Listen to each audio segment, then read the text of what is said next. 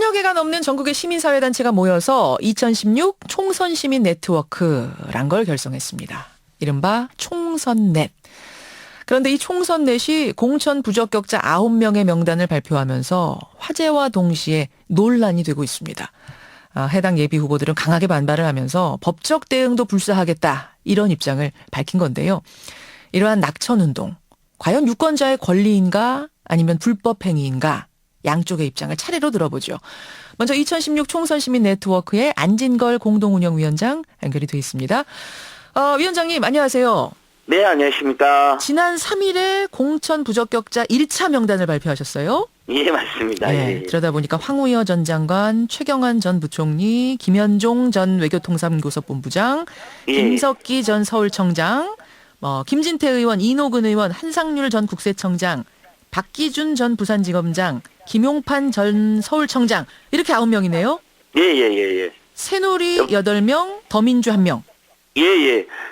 저희가 자의적으로 이렇게 선정한 게 아니고요. 예. 총선 시민 네트워크에 참여하고 있는 33개 의제별 연대기구와 한 1000개가 넘는 시민단체가 있는데 예. 그 전에 이 각각의 그 연대기구나 시민단체에서 공천 부적격자로 지목한 사람들 중에서도 일종의 최악의 후보들을 선정한 것이거든요. 그래서 최경환 부총리는 현 정권 경제 민생 파탄의 책임자이자 자신의 인턴을 중소기업진흥공단에 부당하게 채용시켰다는 의혹이 크게 제기되었었고요. 예. 황우여 후보는 국정교과서, 역사교과서 국정화를 국민들이 많은 반대로 밀어붙이고 김석기 후보는 2009년 용산 참사의 실질적인 책임자로 당시 철거민 5분과 경찰 1분이 안타깝게 돌아가셨거든요. 예.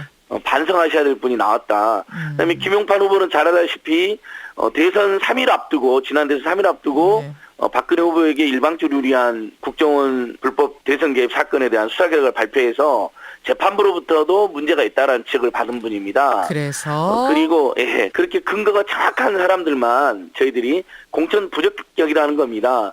각 당에 공천하지 말아라고 이렇게 요구한 거거든요. 이게 공직선거법엔 보장되어 있습니까? 이런 낙천 운동이? 예. 현행선거법에서 기자회견을 통해서 발표하거나 보도자를 배포하거나 언론을 통해서 알리고 또 자기 단체, 자기 소속 회원들에게 홈페이지를 통해서 이메일을 통해서 알리는 것은 모두 합법적으로 보장이 되어 있습니다. 자, 그런데 지금 이 9명의 낙천 대상자를 보고 당사자들은 거세게 반발을 하고 있습니다. 한마디로 편파적이다 이런 주장인데요. 예를 들어서 역사교과서 국정화 문제도 찬반이 있고 경제정책의 방향 역시 찬반이 있는 건데 이거를 특정 이념이나 특정 성향에 입각해서 반대 측을 비판하는 방식으로 선정한 게 아니냐. 이건 주관적이다. 이런 지적 어떻게 답하시겠습니까? 그렇게 지정된 후보도 일부 있습니다만은 저희들이 생각하기에 민주주의나 인권이나 역사 정의를 파괴한 것에 대해서 책임을 물어야 된다고 생각한 것입니다. 그러니까 저희가 이렇게 선정하고 각 당이 요구했다고 해서 국민들께서 모두 저희들 말씀에 100% 국민이 다 동의하시는 건 아닐 거예요. 하지만 그래도 이렇게 반대하는 분들이 많이 있고 시민단체들이 1000개 이상 모여서 이렇게 지적을 하고 있다는 것은 꼭 알릴 필요가 있다. 판단에 도움이 되고 참조하시라는 취지로 이해해 주시면 될 것 같습니다. 그러면은 만약 같은 기준으로 보수 시민단체들이 교과서 국정화에 반대했던 의원들을 낙천 대상자다 이러면서 올린다면 그거는 또 그들 나름대로 존중을 하고 참고하실 분들은 참고하라 이렇게 되는 건가요? 예, 맞습니다. 그러니까 그렇게 각각이 자유롭게 주장을 하고 그것이 선거라는 공간에서 더 많은 국민들에게 설득력이 있는 분이 당선되거나 그런 정당이 인기를 얻거나 그러게 되겠죠. 그래서 저희도 그런 기준의 하나를 발표한 것으로 이렇게 생각하시면 될 것 같습니다. 찬반이 엇갈리는 정책을 기준으로 삼아서야 되겠느냐라는 부분에 대해서는 지금 답을 주셨고 이제 또 한 가지는 어떤 도덕적인 부분, 개개인에 관한 부분인데요.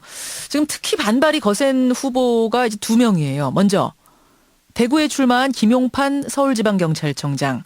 김 후보 측에서는 나는 최종적으로 무죄를 선고받은 사람이다.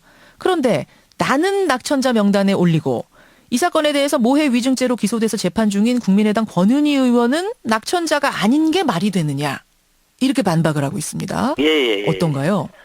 김용판 후보는 직권남용 부분이 무혐의로 된 건 맞습니다만 다만 법원의 1심 판결, 2심 판결문에 보면 대선 3일 전 TV 토론 끝나자마자 밤 11시쯤에 갑자기 수사 결과를 발표하거든요. 예. 그거에 대해서 왜 그 시간에 발표를 했는지 의문을 지적하는 게 판결문에 들어있고요. 항소심 판결문에는 김영판 후보의 그런 행위가 박근혜 후보에게 일방적 유리하게 작용했다는 데는 이론의 여지가 없다라고까지 못 받고 있습니다. 그래서 직권남용이 위험이 됐다고 해서 그가 대선에 부당하게 개입하고 특정 후보에게 유리한 결과를 발표하고 결국은 국정원의 불법 대선 개입에 면죄부를 주려고 했던 행위 자체가 없어지는 않습니다. 예. 그런가 하면 최경환 의원은 과감한 경기 부양 정책으로 경제가 회복할 수 있는 방향을 나는 제시했다. 침체된 자산시장과 주택시장을 개선했고 세계 신용평가 기관들로부터 역사상 최고로 높은 신용 등급을 얻는 공헌을 내가 했는데 나를 낙천자로 세우다니 이게 무슨 말이냐. 상당히 거세게 반발합니다. 어떤가요? 그 부분도 참 제가 황당했는데요. 자, 얼마 전까지 박근혜 대통령하고 최경환 후보가 한국 경제가 곧 망할 위기에 놓였으니까 노동계약해야 된다. 무슨 구조조정해야 된다. 서비스산업발전법 만들어야 된다고 난리를 피우지 않았습니까? 예. 곧 망할 것처럼 협박하고 압박했거든요. 근데 이번에 낸 보도자료에는 한국 경제 다 살려놨답니다. 자기가 다 살려놨답니다. 저는 청취자들이 그런 부분에서 판단해 주실 거라고 믿고 있고요.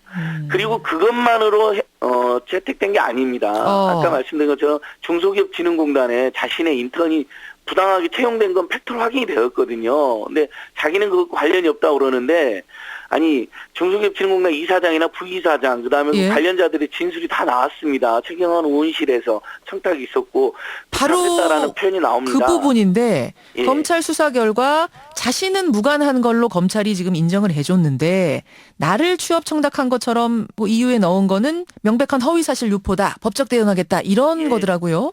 예, 그렇지 않습니다. 검찰 수사 결과에는 최경환 의원실이라고 표현되어 있는 건 맞는데요. 예. 당연히 중소기업진흥공단 이사장이나 부이사장은 뭐라고 진술했냐면요. 예. 의원실에서 연락이 온 건 맞지만 당연히 최경환 의원 측의 청탁이라고 생각했다라고 진술이 되어 있고요. 그다음에 그 당시에 박철규 이사장이 그 너무나 그 인턴 그분이 문제가 많았고 계속해서 조작을 해도 안 되니까 결국 최종적으로 탈락한다고 부이사장이 그 의원실에 통보를 하니까 보좌관이 그럼 들어와서 의원을 직접 만나라고 해서 그날 바로 박철규 이사장이 최경환 의원을 만났다라고 진술이 다 나와 있습니다. 만났더니 예. 내가 결혼시킨 아이인데 라고 이야기했다고까지 진술이 나와 있거든요. 아하. 이게 청탁이 아니면 뭐가 청탁이겠습니까? 유권자들이 그건 아셔야 된다는 취지로 저희가 발표를 하게 된 것이죠. 이 낙천자 명단은 몇 차까지 나오나요? 계속 발표하시는 거예요? 3월 15일 날 2차 이렇게 발표되고요. 2번. 3월 15일에도 한 10분 정도 안팎이 되지 10명 않을까. 정도? 많이 발표하면 좀 변별력도 떨어지고 너무 감정적이라는 지적도 있었습니다. 그래서 그 어느 때보다 설득력이 높다라고 저희는 믿고 있습니다. 정말 심각한 경우만 엄격하게 선정한 거다. 최소화했다. 이걸 좀 강조하셨어요. 예, 그렇습니다. 여기까지 말씀 듣겠습니다. 안진걸 위원장님 고맙습니다. 예, 고맙습니다. 예, 총선 넷 안진걸 공동운영위원장 먼저 만나왔습니다.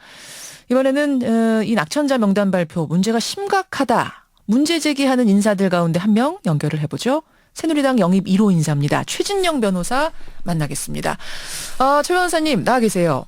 네, 안녕하세요. 최진영입니다. 예, 총선 넷의 이 총선 부적격자 발표. 일단 법조인이시니까 법적으로도 네네. 문제가 있다고 보세요? 아주 간명하게 정리를 하자고 하면은 예.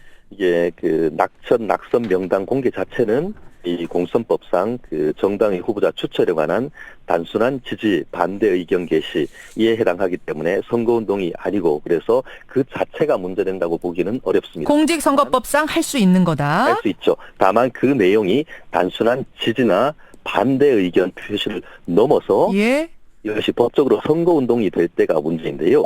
실질적으로 이번 내용 같은 경우에는 형식적으로 봤을 때는 공선법상 규정을 따랐다라고 볼 상당히 법적 검토를 했는 것 같은데 예. 그렇지만 상당 부분 보면은 당파성이 있고 일정 특정한 어떤 정당에 특정하게 유리하고 상대방에 특히 부적격자 명단 같은 경우에 예컨대 뭐 청년 공천 부적격자 명단이라든가 아니면 역사교과 속정했던 의제에 의해서 가지고는 거의 대부분이 현역 여당 의원이라는 점에서 그 어떤 공정성에 대해서 상당히 의문이 제기되는 그런 상황이 아닌가 그렇게 정리할 수 단순한 지지 반대는 공직선거법상 문제가 없지만 이게 선거운동이 될 때는 문제인데 특정 네, 정파를 지금 쭉 명단 보고 보니까 이게 특정 정파, 즉 야당 측의 선거 운동처럼 보인다 이 말씀이세요? 네, 맞습니다. 실질적으로 지금 의제별로 반환경 의원을 선정했는데 17명 중에 예. 전원이 새누리당입니다. 이렇다고 하면은 국민이 봤을 때 이것이 과연 공정한 어떤 명단 공개인가에 대해서는 의문을 제기할 수밖에 없는 그런 상황이 아닌가 싶습니다. 근데 앞서서 안진걸 위원장 이야기를 들어보면은 기준을 엄격하게 적용을 시켜서 뽑았는데 그랬는데 새누리당이 많은 걸 어떻게 일부러 조작을 할 수는 없지 않느냐 이거거든요. 네, 그렇기 때문에 결국은 우리가 세상을 볼 때 양쪽 그 안경이 있으면 양쪽 눈으로 봐야 되는데 한쪽 눈으로만 본다고 하면은 그 결과는 하나밖에 올 수 없는 거 아니겠습니까?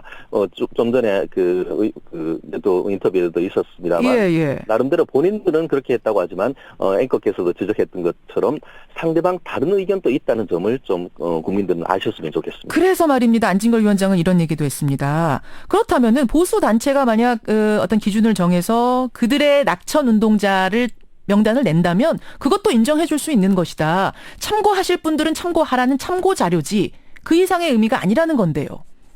네, 그렇다 하더라도 말씀드렸듯이 그렇습니다. 사실 이 부분 같은 경우에는 2000년부터 특히 그 참여연대를 중심으로 해서 계속 해오고 있는 건 사실이고 실질적으로 2000년에 16회 총선 같은 경우에는 예. 낙선 운동을 했을 때에 거의 70%가 실제로 낙선됐습니다. 그랬었죠. 그렇기 때문에 현재 당사자로 지목된 사람들은 네. 상당 부분 선거 운동에 하면서 어려움을 겪을 것이고 실제로 일부 내용 같은 경우에는 예. 물론 판결문을 아까 얘기를 했습니다만 판결문이 한 장이 아니고 100장이 넘는 경우가 있는데 그중에 일부만은 딱 끄집어내서 그것이 마치 사실인 것처럼 그것이 전체인 것처럼 호도한다는 것은 해당 국회의원 예비 후보로서는 아마 받아들이기 상당히 어려운 것이고 실제로 예전에도 예. 이런 부분에 대해서 명예훼손으로 고소를 해서 명예훼손. 손해배상 청구를 해서 이와 같은 낙천 운동에 대한 그 법적 책임을 물은 케이스가 없지 않기 때문에 이번에도 후폭풍이 만만치 않을 것으로 생각을 합니다. 그럼 그 9명 인사 다 논할 수는 없을 것 같고 선정에 가장 심각한 문제가 있다고 생각되는 인사라면 최 변호사는 누구라고 생각하세요? 저도 개인적으로 보면은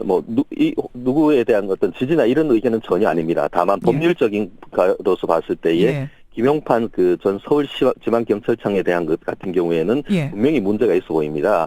아시다시피 그 김용판 전 서울지방경찰청에 대해서는 예. 직권남용 혐의에 대해서 대법원 가서 전체적으로 무죄라고 했는 반면에 핵심적인 기소의 근거가 됐던 원은희 현 의원에 대해서는 이게 증언이 사실과 일치하지 않는다고 하면서 일반 위증도 아닌 모해 위증으로 지금 기소를 해놓은 상태입니다. 모해 그렇다고 위증죄. 하면은 아까 얘기했던 도덕성이라든가 아니면은 능력 부분이라든가 그런 부분을 기준으로 했을 때 예. 과연 이것이 공정한 기준에 의한 어떤 선정인가에 대해서 상당 부분 그 국민으로부터 신뢰성을 받기 어려운 그런 점은 분명히 노정되어 있는 것 같습니다. 김용판 서울청장은 낙천인데 권은희 이 의원은 왜 이 명단에 안 들어갔는가 지금 이 부분 말씀하셨잖아요. 그렇죠. 결국 여기에 대해서 이제 그 총선 내측에서는 2차 명단이 또 나오는데 이제 그 부분을 지켜봐라 이렇게 답을 아까 했고요. 네네네. 그래서 권은희 의원 얘기는 일단 차치하고 김용판 전 서울청장에 대해서도 그 자체만 났을 때도 문제가 있다고 보세요. 왜냐하면 제가 왜 질문을 드리냐면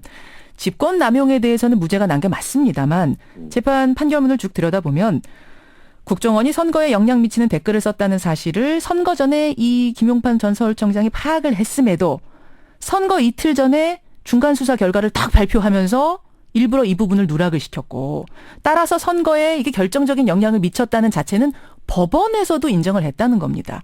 따라서 이런 행위가 국회의원이 되기에 정말 이게 타당한 행위냐 결정적인 하자라는 게 총선 내세 주장인데 어떻게 생각하세요? 네, 그 부분에 대해서는 말씀드렸듯이 판결문이란 것은 예. 굉장히 정치합니다. 그리고 사실 인정 같은 경우에는 말씀드렸듯이 그 부분만 떼어놓고 봤을 때는 전후 맥락과 관계없이 그 부분만 떼어놓고 봤다고 하면은 지금 그 총선 내에서 얘기하는 것과 같은 의심을 사기에도 사실 부족하다고 얘기할 수는 없진 않습니다. 그렇지만 말씀드렸듯이 판결이라든가 언급이란 것은 예. 전체적인 맥락 속에서 판단을 해야 되는데 그 중에 하나만 딱 떼어가지고 그것을 확장시켜서 돋보기로 본다고 한다고 하면은 그렇게 했을 때에 과연 그렇다고 하면 앞으로 어떤 그 다른 정과라든가 이런 분들 같은 경우에 설령 무죄를 받았다 하더라도 무죄 이유 하나하나를 다 따지고 든다고 하면은 알겠습니다. 아마 지금 예비 후보 등록한 분들 중에 상당 부분은 아마 걸러낼 수밖에 없는 지금 특히 총선 내 기준으로 한다고 하면 입후보하기 어려운 그런 상황이 아닌가 생각을 합니다. 여기까지 들으시면서 우리 청취자들은 어떤 판단 하셨는지 모르겠네요. 여기까지 말씀 듣겠습니다. 고맙습니다. 네, 감사합니다. 새누리당 최진영 변호사였습니다.